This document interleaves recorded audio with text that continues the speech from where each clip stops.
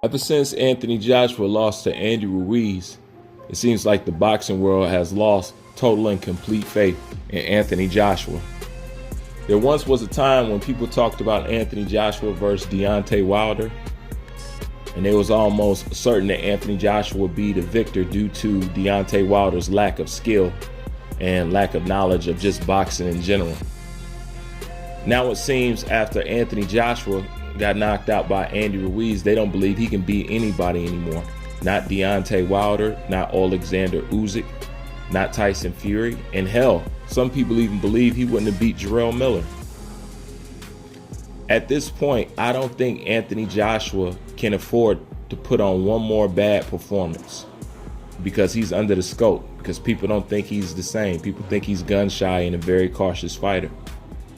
And they don't think they'll ever see that furious Anthony Joshua back anymore. They think that it's gone forever.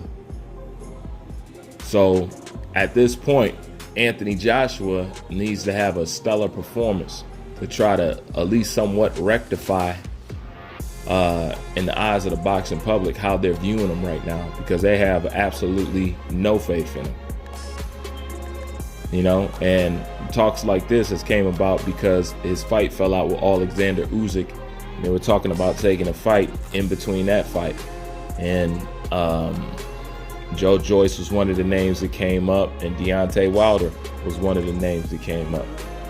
And some people believe he can't even beat Joe Joyce, which they got into it over the internet. I'm pretty sure everybody has seen that, but they don't believe that he can even win that fight now. So it's like a lack of faith completely. So to me, to even try to push the pendulum in the other direction, you gotta have a breakout, crowd pleasing performance. I mean, it's got to be vicious knockout. It's got to be something. People got to see something different.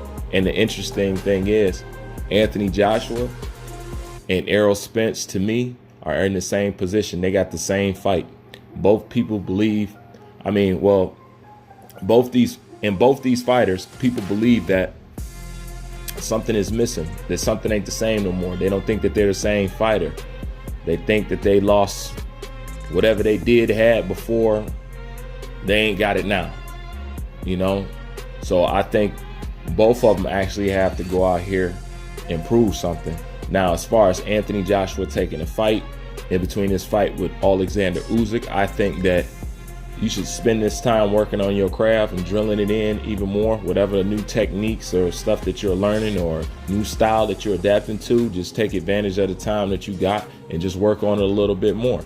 If not, if there was a fight that I would want to see him fight in between this fight, yeah, I would like to see Anthony Joshua versus Deontay Wilder. Why not? I think it's a good fight, somewhat of a redemption fight. Both of them coming off a loss, you know, so it ain't no telling that either one of them are the same. Both of them are considered broken.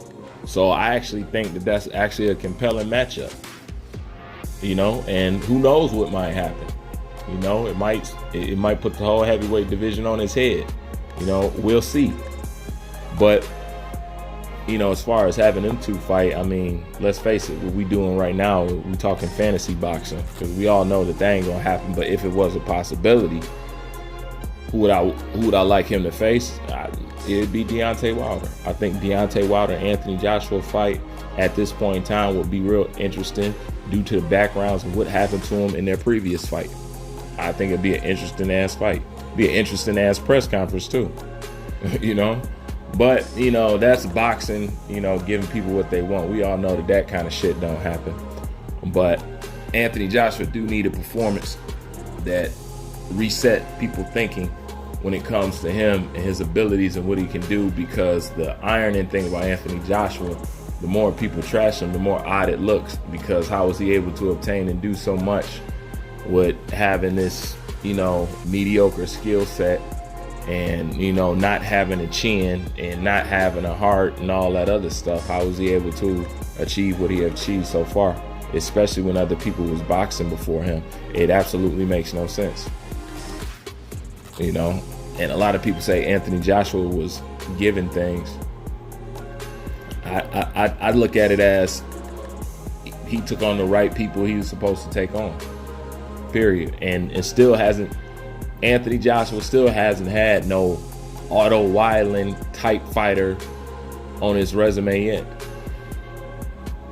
I mean, since he stepped up and started fighting elite fighters, since Klitschko and all that other stuff. But, from Charles Martin right on down, he's been knocking them down, getting the job done. So, but, it's just amazing how it doesn't mean anything in today's boxing world. So I guess when they say you're only good as your last performance, that's real smoke right there.